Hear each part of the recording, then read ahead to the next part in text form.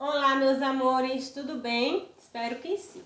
E na aula de hoje de Geografia, nós vamos falar sobre uns conteúdos sobre a hidrografia, sobre a vegetação, vamos falar sobre o clima, certo? Então, preste atenção. O primeiro momento que nós vamos ter hoje é sobre a hidrografia do Brasil.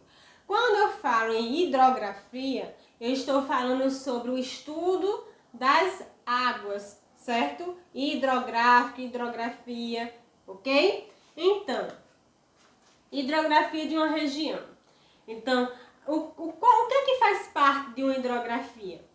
Os oceanos e mares, o litoral, os rios e riachos, os afluentes, as quedas d'água e os lagos e lagoas. Vamos ver cada um deles.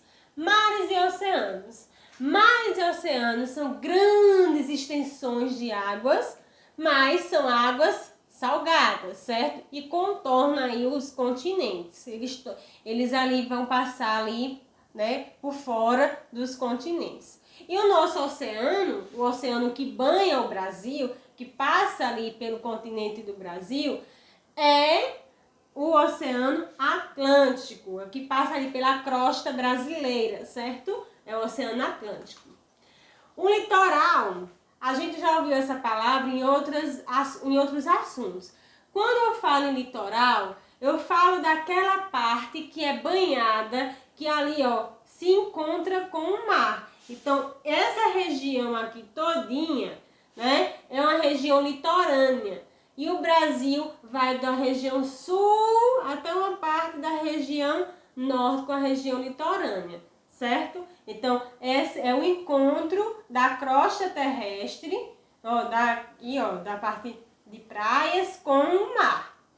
Rios e riachos são o quê? São correntes de água doce, certo? De água doce que eles vão também se encontrar em outros rios, né?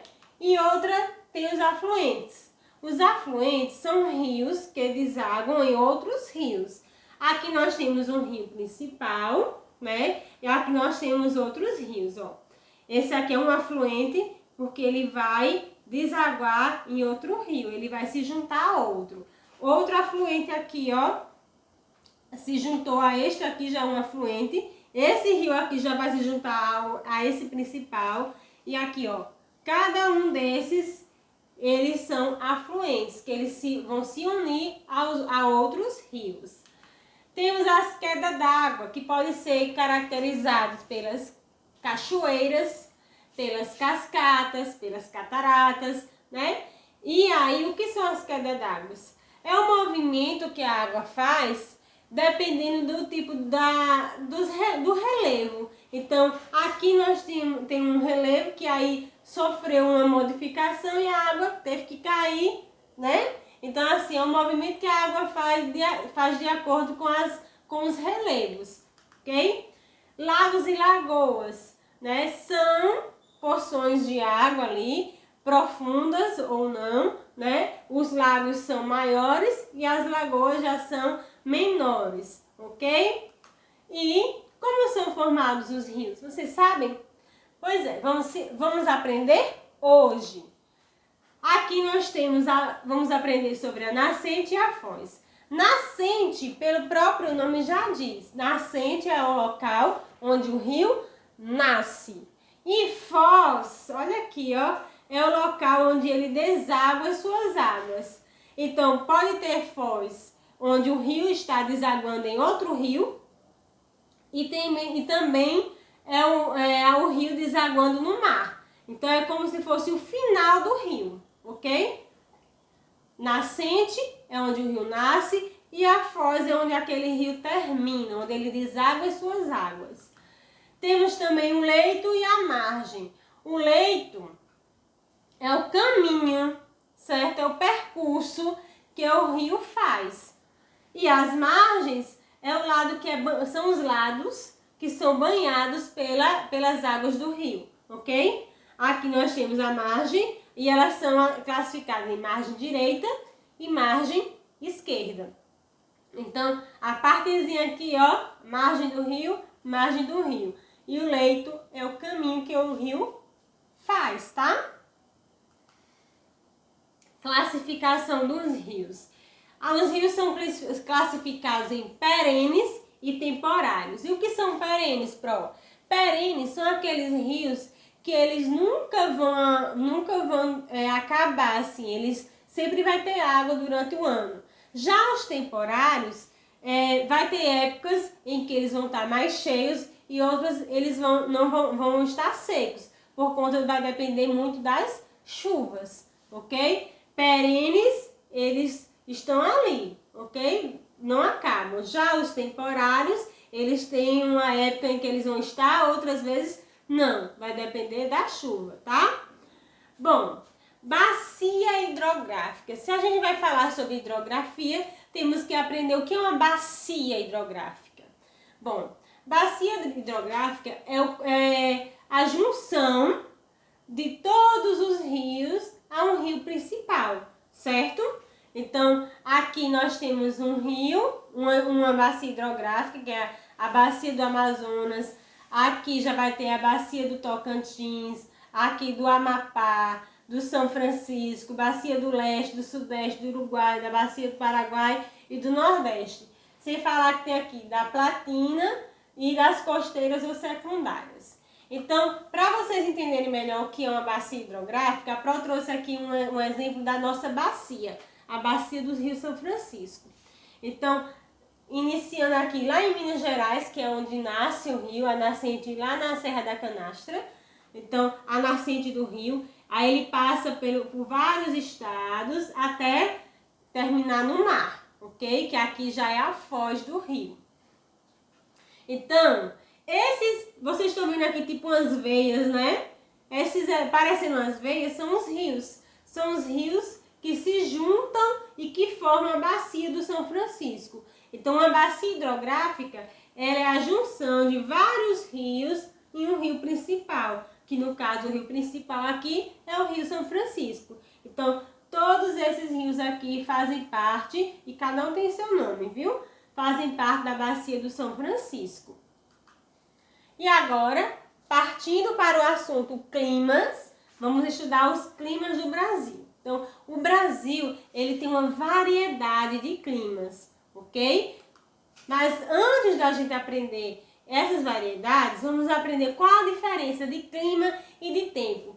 Muitas vezes as pessoas usam essa expressão: o clima hoje está chuvoso, e é errado falar isso. Na verdade, a gente tem que falar que é o tempo. O tempo hoje está chuvoso, o tempo hoje está nublado, o tempo hoje está ensolarado, porque o tempo ele muda com frequência, certo? De manhã pode estar quente, à noite, de tardezinha pode chover. Então, o tempo, como aqui a definição diz, trata-se do estado geral da atmosfera em um dado momento. O tempo ele vai mudando durante o dia, durante uma semana, durante um mês. Já o clima, gente, para a gente saber o que é um clima, a gente tem que observar várias coisas, tá? O comportamento da atmosfera durante o período longo de observação. Então, o clima de uma região vai depender da observação durante um longo período de tempo, certo? E o que é que a gente deve observar para saber o clima de cada região?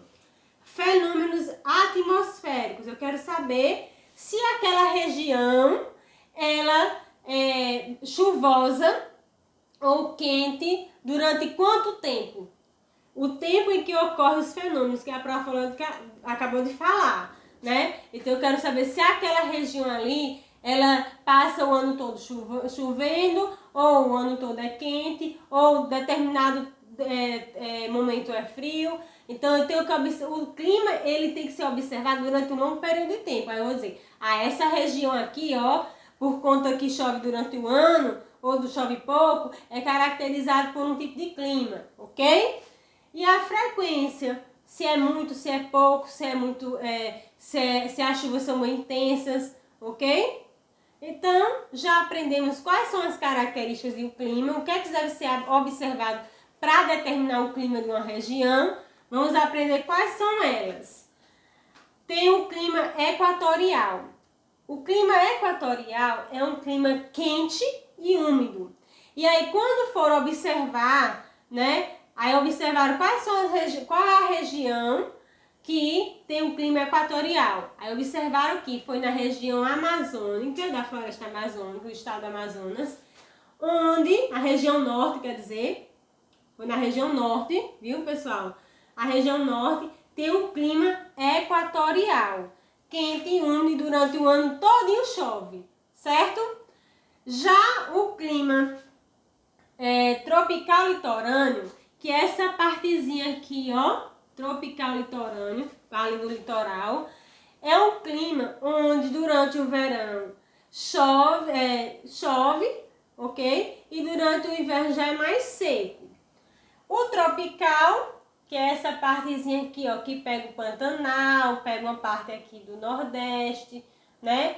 Aqui do Sudeste. O tropical, ele já é caracterizado por verões, onde são com chuvas intensas, e os invernos são mais ou menos frio e seco, certo? É por isso que na região do Pantanal não chegou a época das chuvas, né? E aí estava um clima do inverno, só que estava seco, não estava chovendo e tal, e por isso não se conseguia combater aquele fogo. E o semiárido? O semiárido é o nosso, é fácil, né, a gente conhecer o nosso clima, porque o nosso clima é o quê? Caracterizado por ser durante o ano todo, ele ser bastante, as temperaturas bastante elevadas e chuvas escassas, então, e irregulares.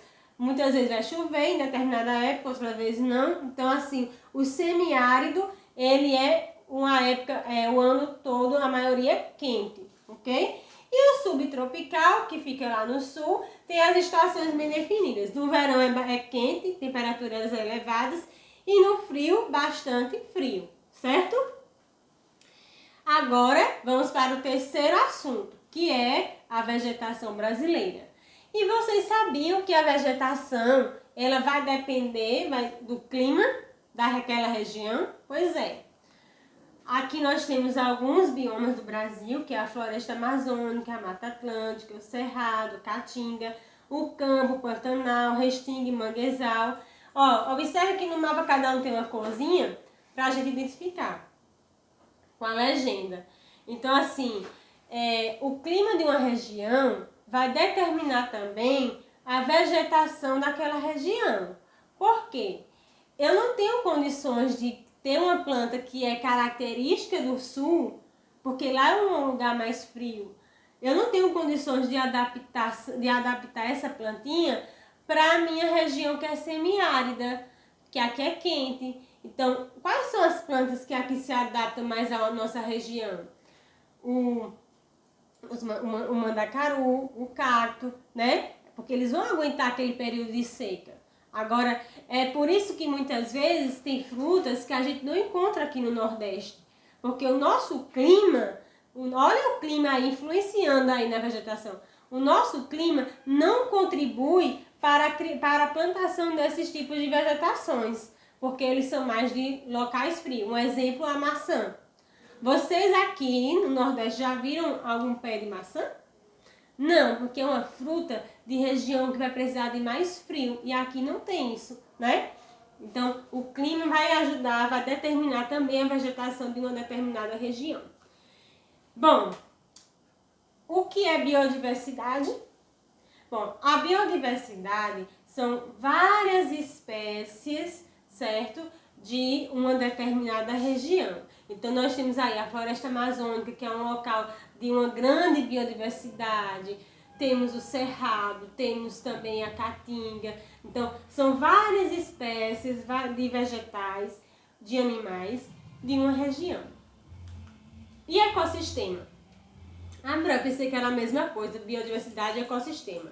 Bom, o ecossistema é a relação do meio ambiente com os seres vivos, né? De seres vivos com os não vivos. No caso, a água não é um ser vivo, mas ela vai ter uma relação com os peixinhos, com o caracol aqui, porque eles dependem da água, ok? Assim como as plantas vão ajudar na água, né? E a água vai ajudar nas plantas. Então, é uma relação de dependência, um depende do outro. Então, ecossistema é isso, é uma relação de dependência entre os seres vivos e não vivos, ok?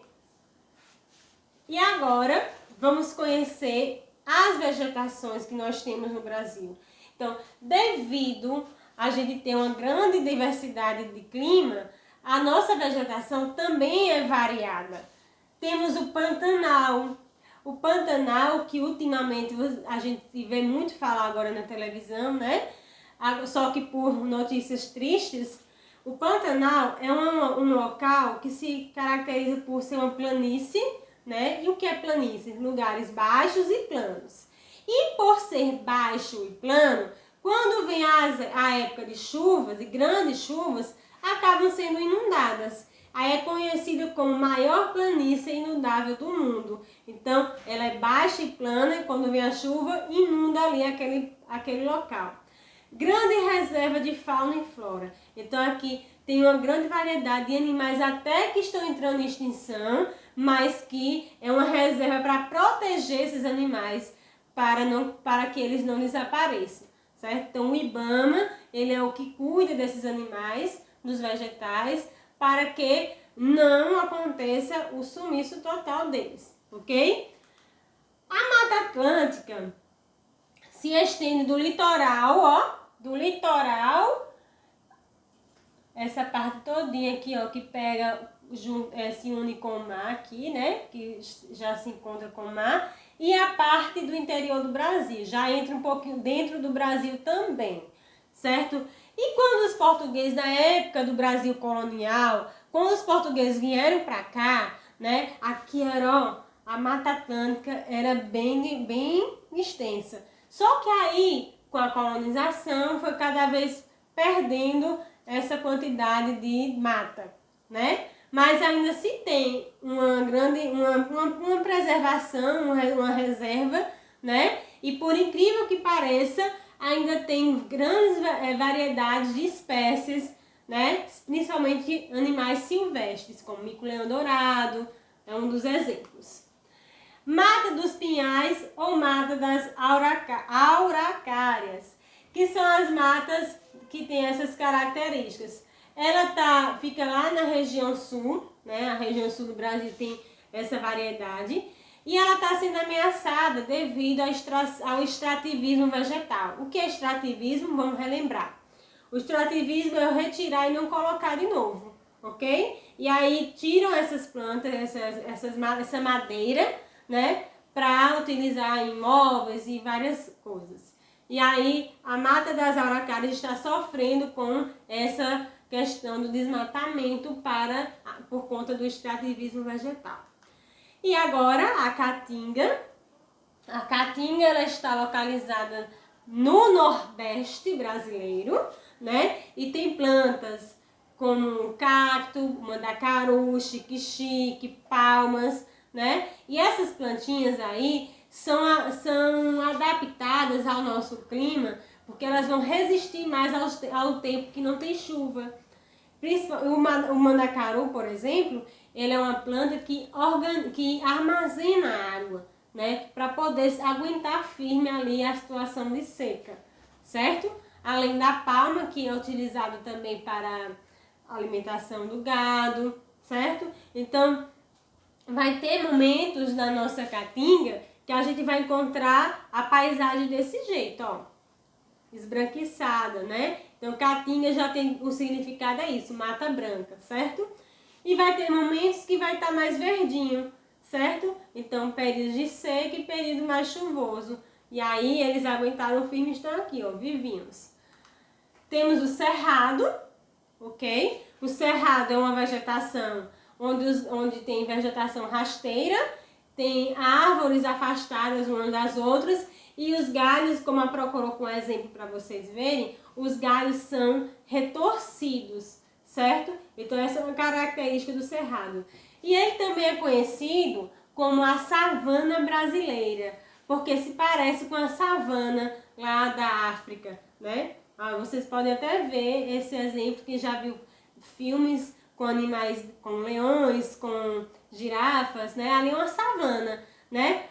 O ambiente que eles ficam. E devido a essa paisagem, essas características, é considerada uma savana brasileira. Claro que não tem os animais que lá na savana lá da África tem, ok? E a vegetação litorânea, que é a última vegetação que nós vamos estudar hoje, mangue ou manguezal e a vegetação de praia. O mangue ou manguezal geralmente é o encontro, fica situado ali entre o encontro das águas dos rios, da água doce e da água do mar, água salgada, certo? E é um grande berçário onde se encontra grande variedade de crustáceos, principalmente os caranguejos. Então, as pessoas que vivem dessa atividade de pegar caranguejo, geralmente as pessoas ribeirinhas, né?